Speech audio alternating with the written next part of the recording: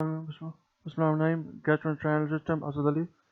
Question number 1. Reflux esophagitis affect mostly lower third of esophagitis, so lower third of esophagus is affected.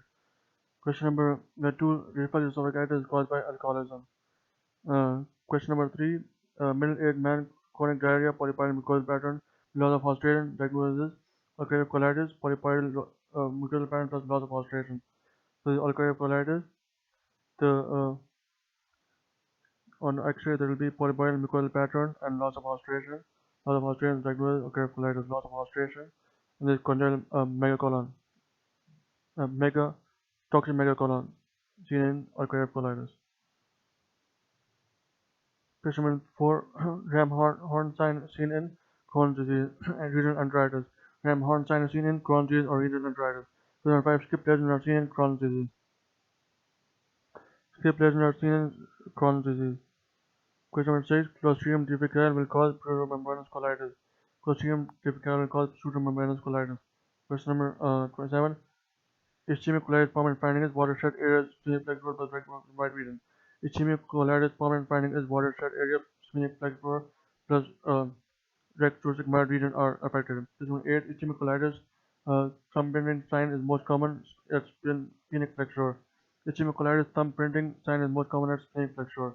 Question number 9. Child presenting with drooling is likely due to foreign body and esophagus. Child presenting with drooling is likely due to foreign body and esophagus. Question number 10. Esophagus squamous cell carcinoma. Modality of choice for accurate local steering is endoscopic ultrasound. Esophagus squamous cell carcinoma. Modality of choice for accurate steering is endoscopic ultrasound. Question number 11. A neonate presents with vomiting, choking, and drooling of secretion. An FR 8 FR NG feeding tube cannot be passed. An NG feeding tube cannot be passed into the stomach, so what is most likely diagnosed? Esophageal atresia with distal tracheal fistula.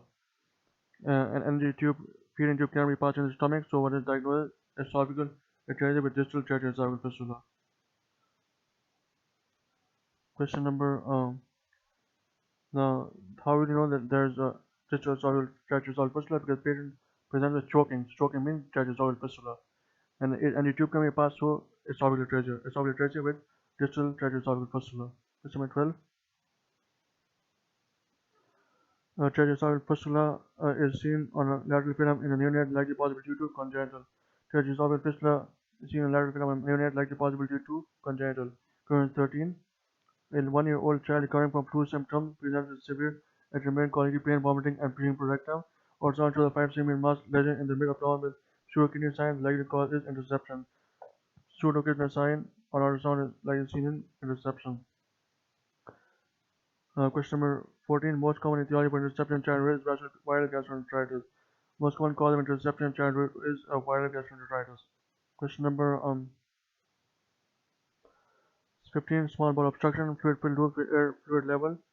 The fluid distension of small bowel related to the colon. Small bowel obstruction, all are true. For small bowel obstruction, all are true. Fluid filled loops with air fluid levels. Fluid distension of small bowel related to colon. Absence of small intestinal gas rule out obstruction, and barium appears in colon for 12 hours. All are true. Question 16. Fecal ileitis seen in appendicitis. It occurs in ileocecal junction. Fecal ileitis seen in appendicitis because it occurs in ileocecal junction. Question 17. Elongated pyloric canal measuring 17 mm with a thickened muscularis measuring 7 mm with a double tract sign was most likely diagnosed hypertrophic pyloric stenosis. Now, elongated pyloric canal measuring 17 mm. When we see this, then with a muscularis measuring 7 mm, which is more than 6 mm, to diagnose hypertrophic pyloric stenosis.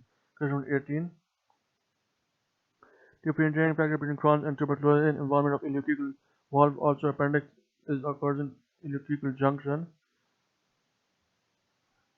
So, involvement of ileocecal valve is seen in tuberculosis. No common.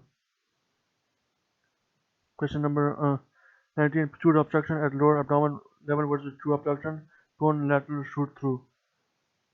Now, pseudo obstruction at lower abdomen level versus true obstruction. Prone lateral shoot through. This is to see pseudo obstruction. Question number 20. Which is a feature of small bowel systemic sclerosis? Hidebound appearance. Which is a feature of small bowel systemic sclerosis? Hidebound appearance is seen in small bowel systemic sclerosis. Question 21. Small bowel anemia, delayed transit with a marked increase in number of mucosal folds, most likely diagnosed as systemic sclerosis.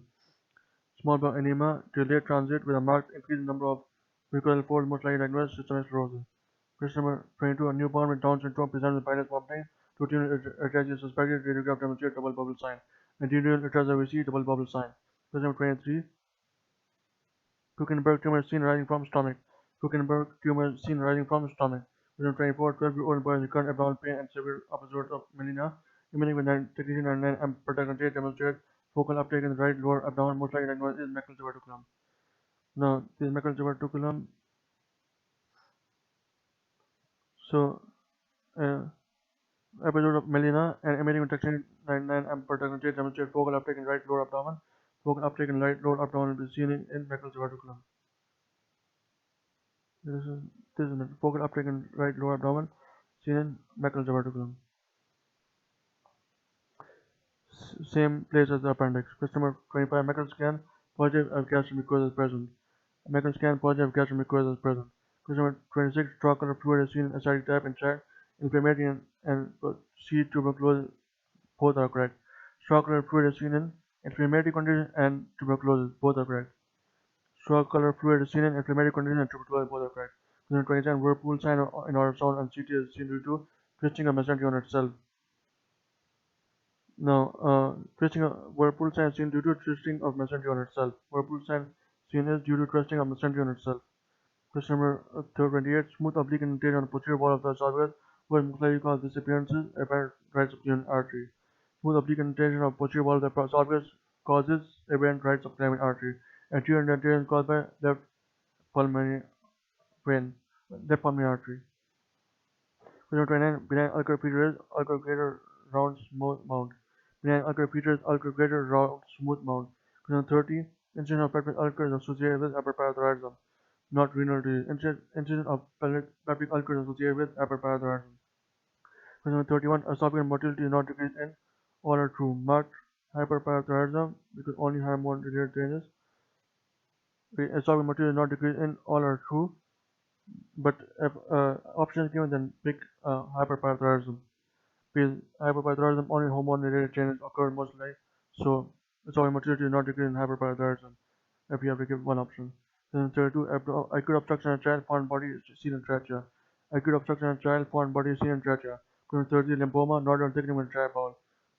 Lymphoma, nodule thickening in dry bowel. Question 34. Dysphagia initially to liquid, then also gradually to solid. Stricture of the distal esophagus and biopsy confirm malignancy. Which cell type would be most likely? Squamous cell carcinoma. Dysphagia initially to liquid, then also gradually to solid. Stricture of the distal esophagus and biopsy confirm malignancy. Which cell type would be most likely? Squamous cell carcinoma. Question number 35. Because of chronic reflux esophagitis, there is an increased incidence of squamous cell carcinoma. Because of chronic esophageal reflux esophagitis, increased incidence of squamous cell carcinoma. Question number 36. Cause of calcified stomach mass is leiomyoma. Cause of calcified stomach mass is leiomyoma. Question number 37. Patient with dysphagia, hiatus hernia was also present. What is the most frequent abnormality associated with it? Jengles diverticulum. Patient with dysphagia, hiatus hernia is also present. What is the most frequent abnormality associated with Jengles diverticulum? This is Jengles diverticulum associated with a hiatal hernia, and this is Killian-Johnson diverticulum.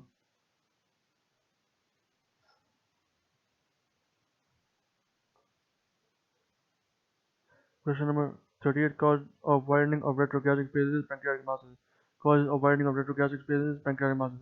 Question number 39. 71-year-old man with moderate dilated esophagus with reduced peristalsis and smooth tapering of the distal esophagus, most likely diagnosed gastric carcinoma.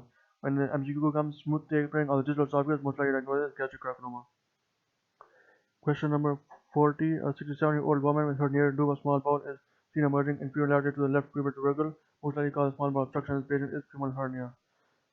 Now, this is femoral hernia, this is inguinal hernia, femoral hernia, inguinal hernia, and this is obturator hernia. Obturator hernia is in the obturator canal. Inguinal hernia, femoral hernia is smaller and with the femoral vessels, and inguinal hernia is larger. So, 67-year-old female with hernia tube of small bowel, emerging inferior lateral to the left pubic tubercle, most likely cause small bowel obstruction as femoral hernia. Question 41. Family history of father having total colectomy at age 21 years, on colonoscopy hundreds of polyps in the colon, enhancing mass in the second part of duodenum, most likely diagnosed familial adenomatous polyposis. When there are hundreds of polyps in the colon, enhancing mass in the second part of duodenum, most likely diagnosed familial adenomatous polyposis. Now the multiple hundreds of polyps in the colon. Similarly, the hundred of polyps in the colon, so most likely diagnosed is the polyposis syndromes, most likely diagnosed familial adenomatous polyposis. Question number 42. Necrotizing enterocolitis. What trivial finding is worst prognostic indicator? Pre-abdominal air. Necrotizing enterocolitis. Worst prognostic factor is indicator is pre-abdominal air. Question number 43. Hodgkin lymphoma involvement of which extranodal site is associated with worst prognosis? Wallenstein. Hodgkin lymphoma involvement of which extranodal site is associated with worst prognosis? Wallenstein. Question number 44. Kekel volvulus shows coffee bean sign, and there will be hostration. Kekel volvulus shows coffee bean sign. The gastric volvulus, the sigmoid volvulus, and the kekel volvulus. Coffee bean sign is seen in sigmoid volvulus. Kekel volvulus shows hostrations. Kekel volvulus shows hostrations, presence of hostration.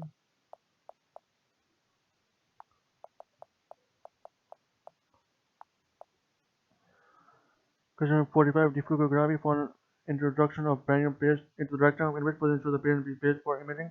Sitting. Diffucography following introduction of barium paste into the rectum. In which position should the patient be for imaging? Sitting. Question number 46. Female having multiple adenomatous polyps throughout the colon. Perhaps she shows multiple hamartomas of the stomach and duodenum.